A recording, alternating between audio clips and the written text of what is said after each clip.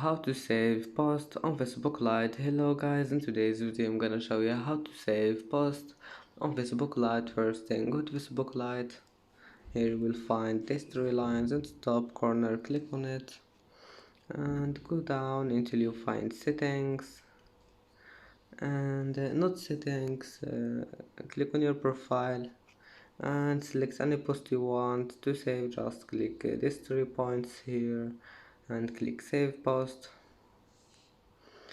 and select the collection,